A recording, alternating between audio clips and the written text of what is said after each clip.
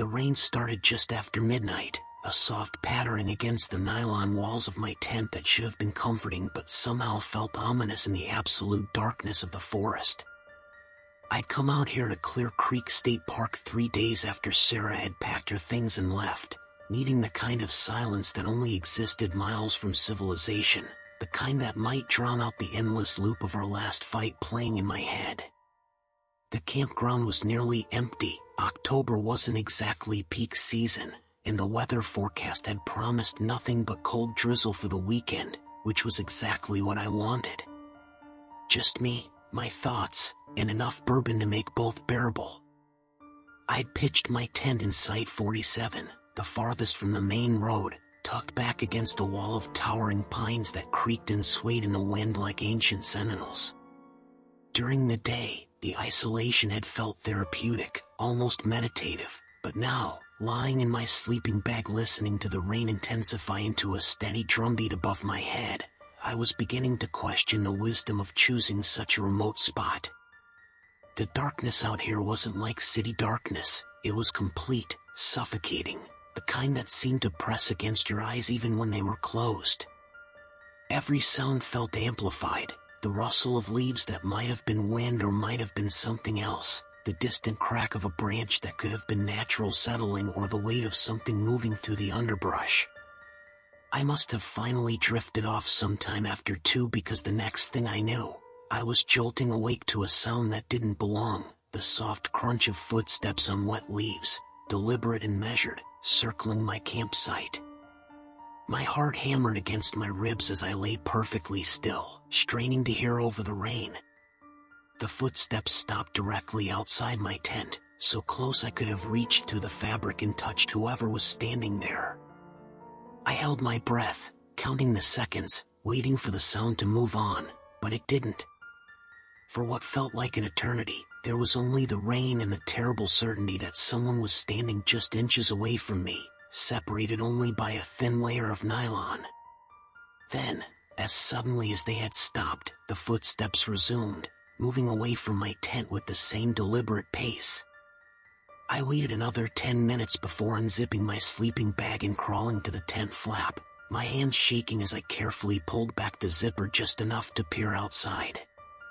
The darkness was impenetrable, but I could make out the vague shapes of trees and the pale outline of the fire ring where I'd cooked dinner hours earlier. Nothing moved. Nothing made a sound except the steady patter of rain on leaves.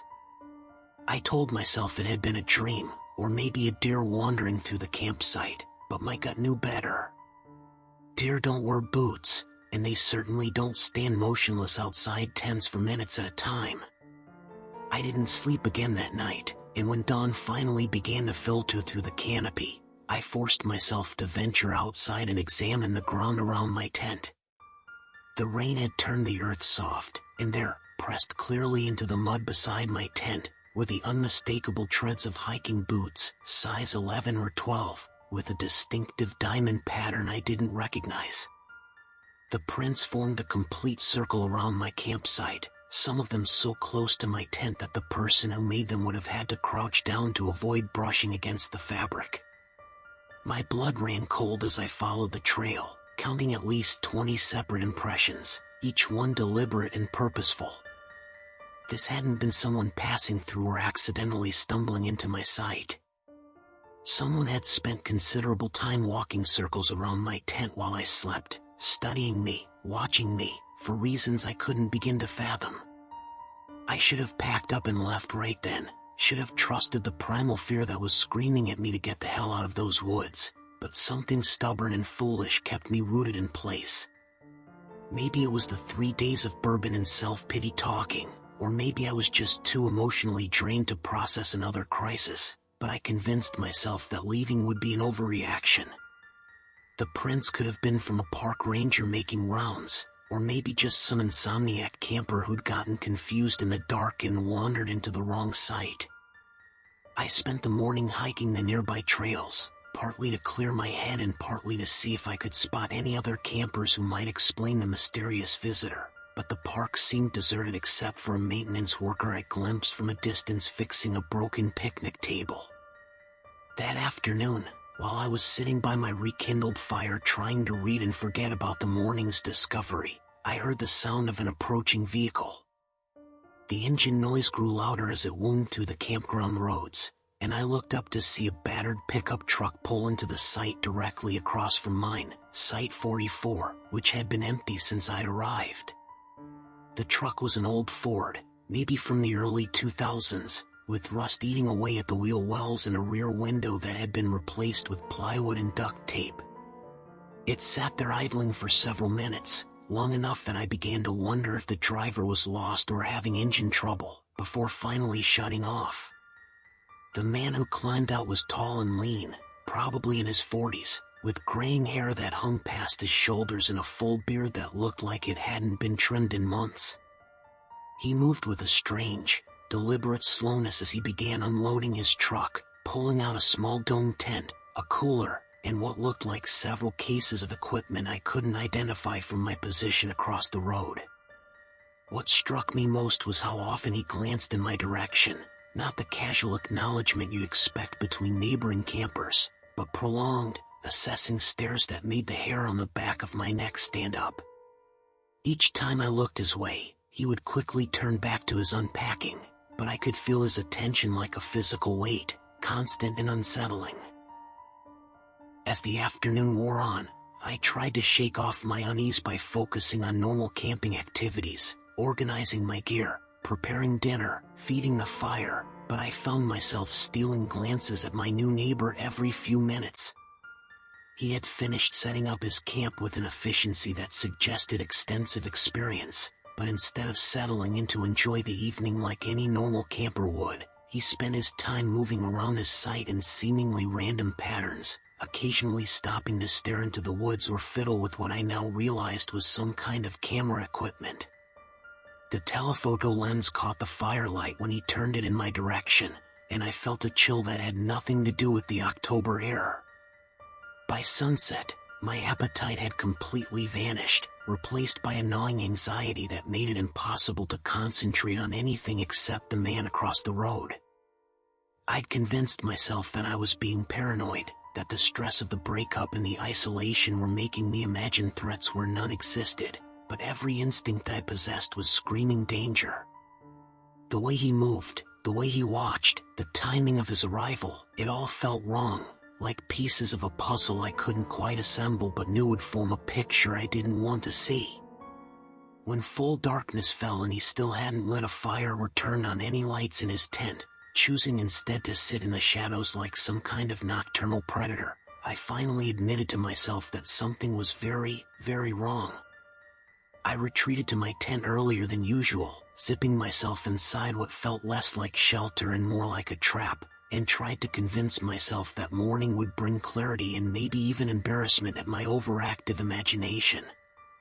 But sleep was impossible with the awareness that I was being watched, studied, stalked by someone whose intentions I couldn't fathom but instinctively feared. Every sound from outside made me freeze, the rustle of fabric that might have been wind in the trees or someone moving around my campsite, the soft thud of footsteps that could have been deer or something far more dangerous. Around midnight, I heard his truck door slam, followed by the sound of the engine starting up, and for a moment I felt a surge of relief thinking he was leaving. But the truck only moved a short distance before stopping again, and when I carefully peered through a gap in my tent flap, I could see the dark silhouette of the vehicle parked at the entrance to my site, blocking my only route of escape. The realization hit me like a physical blow. I was trapped, intentionally cut off from any possibility of fleeing, by someone who had clearly planned this encounter far more carefully than I had initially understood. My hands shook as I fumbled for my cell phone, hoping against hope that I might have enough signal to call for help, but the screen showed no bars, no connection to the outside world that suddenly felt impossibly far away. The isolation I had craved just days earlier now felt like a death sentence, and I found myself thinking about Sarah, about our fight, about all the words I'd wished I could take back and might never get the chance to. The irony was bitter. I'd come here to escape one kind of pain only to stumble into something infinitely worse. For the next 2 hours, I lay in my sleeping bag fully clothed with my hiking boots on, listening to the sounds of someone moving around my campsite with the confidence of a predator who knew his prey had nowhere to run. I could hear him testing the tension of my tent guy lines, could sense him standing just outside the fabric walls, could practically feel his eyes on me through the thin barrier that was all that separated us. At one point, I heard the distinctive metallic sound of a zipper being slowly opened, and I realized with horror that he was going through my gear, rifling through my backpack and supplies with the casual familiarity of someone who had done this before. Then came the sound that turned my blood to ice, a rhythmic scraping noise that I couldn't immediately identify but that filled me with primitive terror. It took several minutes of listening before I realized what I was hearing, the sound of metal being sharpened against stone, over and over again with mechanical precision. The scraping would continue for 10 or 15 strokes, then pause, then resume, and with each repetition my certainty grew that I was listening to someone preparing a weapon, honing an edge for purposes I didn't want to contemplate.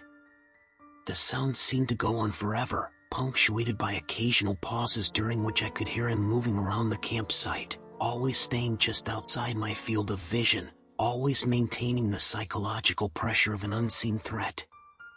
Around 3 in the morning, the sound stopped abruptly, replaced by a silence that was somehow even more terrifying than the activity had been. I strained my ears for any indication of where he might be or what he might be doing, but heard nothing except the wind in the trees and my own ragged breathing. Minutes passed, then an hour, and gradually I began to hope that maybe he had given up, maybe returned to his own site or even left entirely. I was just beginning to relax when I heard his voice for the first time, barely above a whisper but close enough that he had to be standing right next to my tent. "I know you're awake in there," he said, and his voice was exactly what I had expected, rough, patient, with an undertone of amusement that suggested he was enjoying this game of cat and mouse. "I've been watching you for days, you know. Even before you came out here. You have a very predictable routine." The words hit me like a physical blow, confirming my worst fears and adding new dimensions of horror I hadn't even considered. This wasn't a random encounter or a case of wrong place, wrong time. This was planned, orchestrated, the culmination of surveillance that had apparently been going on for much longer than just the few days I had been camping. "You don't need to be scared," he continued, his voice moving slightly as he walked around the perimeter of my tent. "I'm not going to hurt you. Not yet, anyway.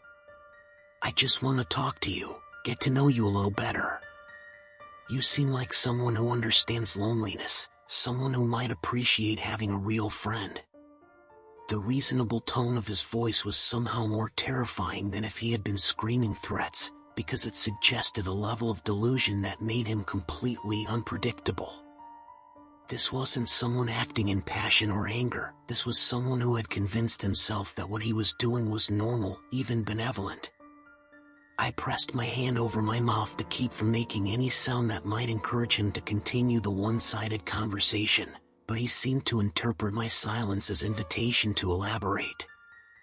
"I saw you crying that first night," he said, "and I remembered breaking down by the fire after too much bourbon and too many memories of Sarah. You're hurting, and I understand that kind of pain. I've been alone for a long time too, longer than you can imagine, and I've learned that sometimes you have to take what you need to survive. People don't just give you companionship, you have to earn it, claim it, make them understand that you belong together." The twisted logic of his words made my skin crawl, but what terrified me most was the genuine emotion in his voice, the sincere belief that he was offering me something valuable instead of threatening my life. This wasn't a simple predator looking for a victim. This was someone who had constructed an elaborate fantasy around me, someone who had convinced himself that I needed rescuing and that he was the person to do it. The depth of his delusion made him infinitely more dangerous than a straightforward psychopath would have been, because there was no reasoning with someone who genuinely believed he was the hero of this story. "I have supplies," he continued, his voice growing more animated as he warmed to his subject. Food, tools, everything we'd need to start over somewhere new. There's a cabin about 20 miles north of here, been abandoned for years, completely off the grid. We could go there, just the two of us, and I could show you what real companionship looks like. No games, no lies, no walking away when things get difficult. Just honesty and commitment, and the kind of loyalty most people are too weak to understand.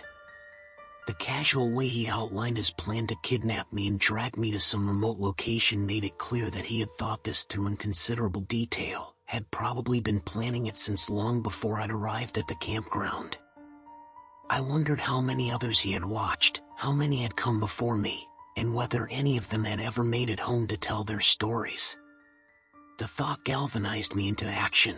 I couldn't just lie there waiting for him to decide when and how to make his move.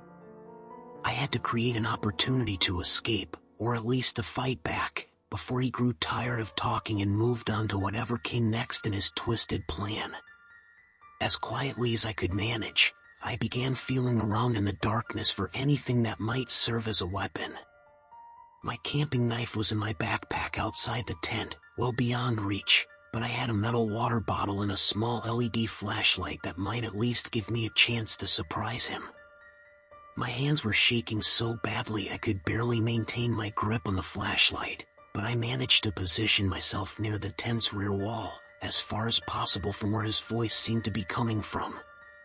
If I could burst through the back of the tent and run for the woods, I might have enough of a head start to lose him in the darkness, might be able to find a place to hide until dawn when other campers or park rangers might arrive. "You're not responding," he said, and I could hear disappointment creeping into his voice. "That's okay. I understand that this is overwhelming for you. Change is always scary, especially when you've been hurt before. But I need you to know that this is happening whether you want it to or not. I've invested too much time in you to walk away now, and I think deep down you know that you need this as much as I do. The only question is whether we do this the easy way or the hard way." The shift in his tone from cajoling to threatening was subtle but unmistakable, and I knew that whatever window of opportunity one might have had for reasoning with him or talking my way out of this situation had just closed. He was done playing games, done trying to convince me to cooperate willingly, and was moving into the phase of his plan that involved force.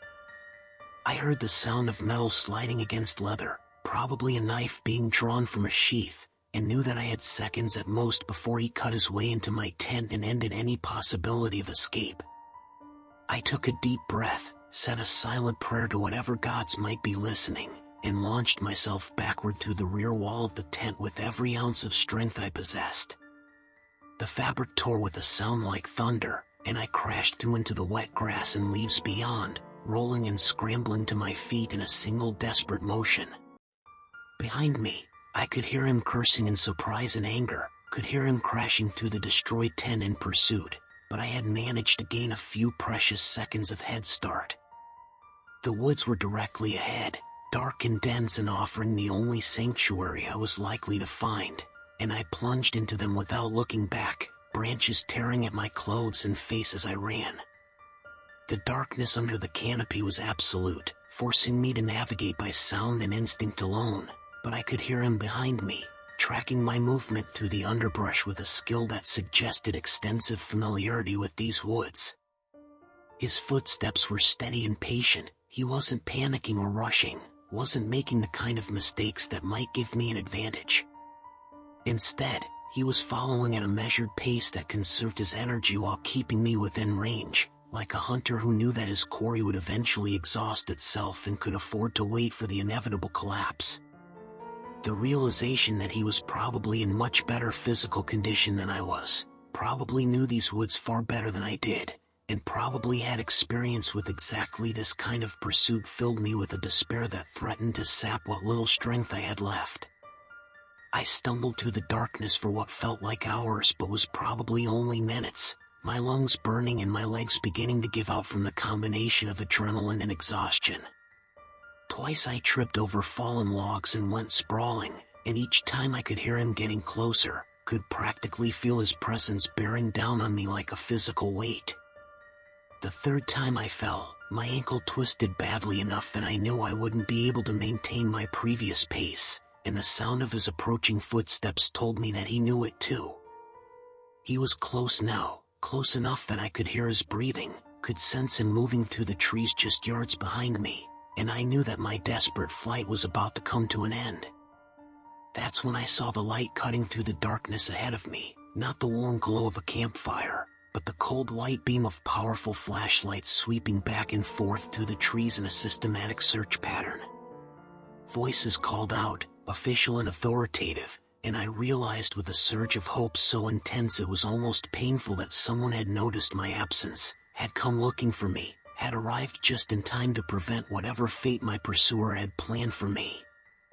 I found the strength for one final burst of speed, crashing through the underbrush toward the lights while screaming for help at the top of my lungs, and behind me I heard the sound of my stalker retreating, melting back into the darkness like the nightmare he had been. The next few hours passed in a blur of police interviews, medical examinations, and the surreal experience of trying to explain to rational, daylight people the horror I had experienced in those dark woods. They found his campsite abandoned, his truck gone, and no trace of his identity beyond the footprints around my tent and the sharpening stone he had left behind in his haste to escape.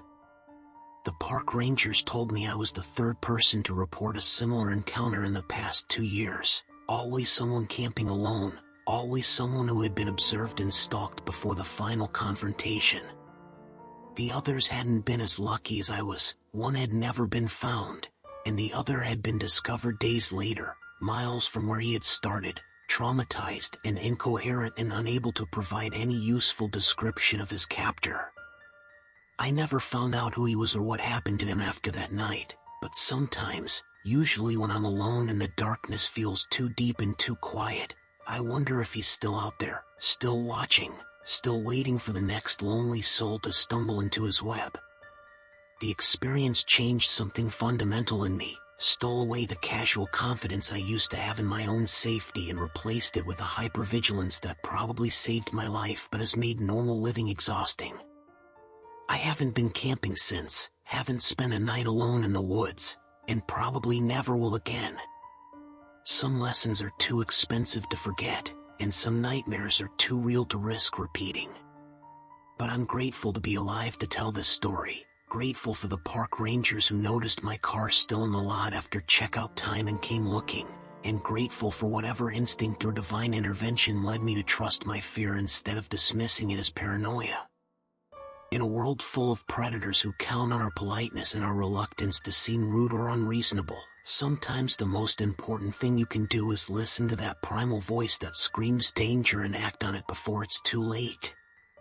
Trust your gut, stay alert, and remember that the monsters we fear in stories are often less dangerous than the ones who walk among us wearing human faces and speaking in reasonable voices about friendship and companionship and all the things they plan to take from you whether you're willing to give them or not.